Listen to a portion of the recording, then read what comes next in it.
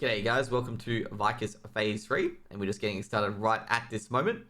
Now, with Vykas Phase 3, is that what you need to have is you need to have 4 specific items.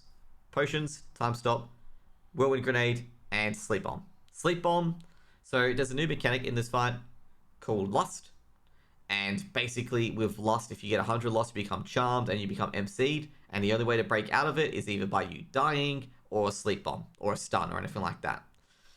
And that will break you out. And then another person has to break you out. Generally, the people do sleep bombs because they can break you out with 1 hit and they do 1 damage to you as well.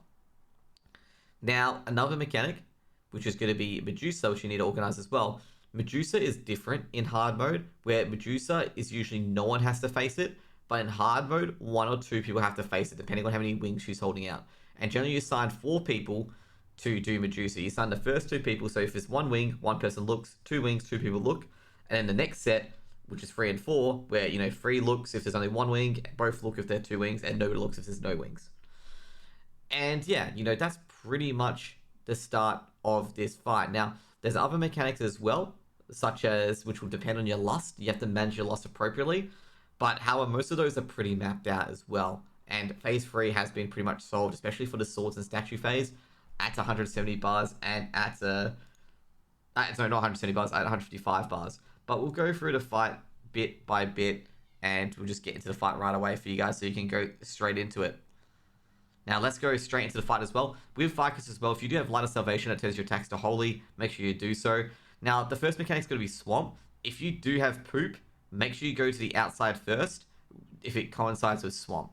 The main reason why you want to do this is that you will live, generally, and also this is a bad Swamp, by the way, you live generally from 1 tick of being on the outside of the swamp. You will not live if you drop Poop in the middle, okay? So as you can see that's a swamp done wrong. What the ideal swamp you want to have is you want to build it as a bridge, okay? You want to build it as a bridge so you have 1 person to the outer edge and 1 person to the inner edge. In normal, you have 3, so it's a lot easier, but in hard, you only have 2. So it's very, very important that someone realizes how big the swamp circles are, so you have 1 outer, 1 inner. It's not too difficult, but it's like it's not even make or break. It's just make sure you get it right. Now, she has 2 counter mechanics. When she does the whirlwind mechanic, she'll randomly appear that you can counter her. If you do not counter this mechanic, she will instantly do an air raid sort of mechanic, okay? Where you basically gonna go in and out. So this is what you call a bad seed, is when she dies like this as well. She'll rise up in the air where you can't hit her and then dive random targets. And it can be quite frustrating to do because you can't hit her while she's doing this. Next up is going to be Swamp again, obviously. 170 bars, you do Swamp. So you get Swamp of Despair. What you want to do is you build a bridge like this. So what happens here as well is that most of it will be covered in brown drip. Obviously, that's not perfect, but no one will hit Vykas, okay? Because they'll be slowed enough to not get hit by that. Now, at 155 bars, she does the next mechanic. This is another mechanic as well, where she does inside, outside, and outside. And she also drops red globules from the sky. If you get hit by any of those red globules, you get 15 extra lust. And if you don't get hit by any of them, you don't get any lost, obviously, as well. So you need to avoid damage and avoid the red droplets at the same time. Now, with this mechanic as well, she will slice the ground. You just have to make sure you just get into the ground where she sliced previously. It is okay to get hit by the initial slicing. Now, this is what you call, basically, so you call statues and swords. So if you're above 70, you only see swords, and the person with the swords will ping every single spot. And basically, the people who do not have 70 lust, they'll go to the statue if a sword player has pinged it. Now, this has been resolved. There are images out there that will tell you which is what. The only combo that hasn't been solved is called a scorpion, okay? Where basically it'll be 2 to the right, 2 to the left, and 1 at the bottom. And it can only be the 2 on the right, okay? It can be 1 of the 2 on the right. All the other ones have been solved. So there's ones where there's 3 at the top and 2 at the bottom, rotated left and right. That's what I call turtle. Generally, the head of the turtle is safe, okay? The head of the turtle is safe. But you got to make sure you have the 2 turtle legs at the bottom left and bottom right, okay, of it. If there's no turtle legs at the bottom left, bottom right, then it's not turtle. Then there's cat's paw, where it's basically 4 and like a thumb. So you can see like basically 4 and a thumb. They call it cat's paw. Generally with a cat's paw, the second one on the right is the safe zone, okay? The second one on the right. So from the right, so it's like 1, 2, that's the safe zone, okay? And pretty much there's a lot of other mechanics like a falling guy and a cheering guy and stuff like that. You can find these images on the internet for which one's safe, so you know how you go basically. So you can see here, this is cat's paw, and you can see here, second from the right is the safest, okay? Or, going anti-clockwise, I suppose. So after statues, the next one is going to be a typing test, which is secretly called the Kuma test. There's also that mechanic as well where she spawns orbs and safe zones. There's safe zones during it as well. If you're not in the red zones, you are safe. This is Medusa. If you are not assigned to Medusa, just face away by using auto attack. Now with typing as well, what you want to do with typing is that you want to engage with it, but be above towards the upper side here as per se, because before the typing test, she's also dropping lust bubbles as well. And for the typing test, you need to have 0 people, okay?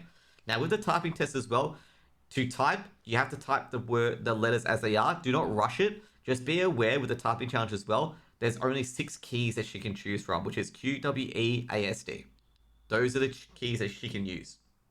So make sure you use Q, E, W, S, D. You can even take a quick look down, because your 4 seconds is enough time. Basically, if she fucks up, you get a free DPS on her. If she doesn't fuck up, basically she'll do air raid sooner. So after typing challenge, she'll do air raid, so just stack together, and basically dodge out if it's in the center, and then you go all together if it's in. And then basically she just stomp in, and then roll back in to make sure you don't get hit by it. So basically it's air raid, it can be a line through the middle, or stay in the middle, or vice versa. Now 120 bars, it's called thrown. Basically with 120 bars, do not counter her here, but stay in the lusting temptation, okay?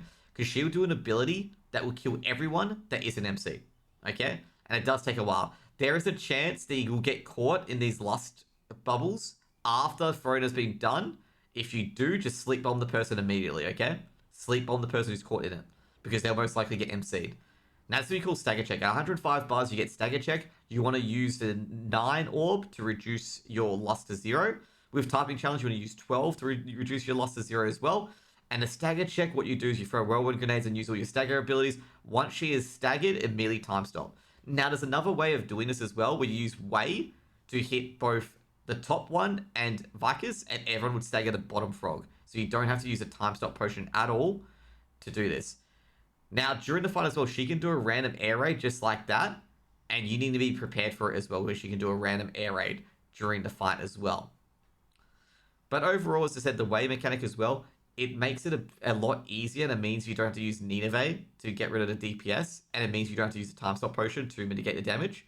Now, here's another counter as well. Basically, you gotta make sure you nail that counter as well, otherwise more loss for the party overall. And at 75, okay, this is a chain mechanic as well. If she catches anyone to chain, she reduces their lust and does a cross. So make sure you're not in that cross, as you can see there as well. At 75 bars, she does another swamp. So you can see here she's going for another swamp shortly. She's almost at 75 bars. And basically, same deal here as well. The swamp, just get the bridge lined up. If you can, you want to dodge roll out to the edge slime, or dodge roll out to the edge slime, or dodge roll into the slime as well, depending if you got swiftness or swamp. If you've got light blue, if light blue or swiftness comes up, don't go in. But if you got brown, you go in and set up the bridge. Now, also for this mechanic as well, at 55 bars, basically he will do a mechanic called tentacles, or she will do a mechanic called tentacles. Now, with the tentacles as well, what you want to do with tentacles is that you want to make sure that... Another air raid, by the way. You want to make sure to damage the tentacles, you have to be over 70 lust. If you're not over 70 lust, you cannot damage the tentacles. Now, the thing with the tentacles is as well, is that during this phase, you're losing lust. You lose about 5 lust per second. So you need to make sure that you're going to have full lust during that time as well, while you DPS. Now, you want to DPS these things very, very quickly, because you're going to lose lust very, very quickly as well. Now, with the lust as well, you're going to be very, very careful to not hit a double orb, okay? Now, you can see here as well, that guy's clearly, and he actually kills me as well in this instance, but he's MC'd. Now, this is the thing as well with grabbing the orbs. The orbs give you lust, but you want to make sure you don't get MC'd during it, okay? So make sure you only tackle one lust at a time, and this is basically a wipe, because the artillerist has basically killed everyone at this point. Now, if a single tentacle is alive at all, you will all die immediately. However, if all tentacles are killed, you only take 10k damage. So you can see in this instance, artillerist basically killed everyone on the right side, and that's where the wipe has occurred, basically as well. So MC, be careful to make sure you don't get MC'd, and also make sure you get the sleep bomb as well. Now we're gonna zoom in to, I think we had a person leave, I believe, right? Yeah, I think we had a person leave in this instance as well. Phase 3 can be a bit rough because people get MC'd sillily as well. But we'll go back to that phase as well, the tentacle phase as well. Actually, that's not the tentacle phase, that's air raid. So let's get back to the tentacle phase here as well.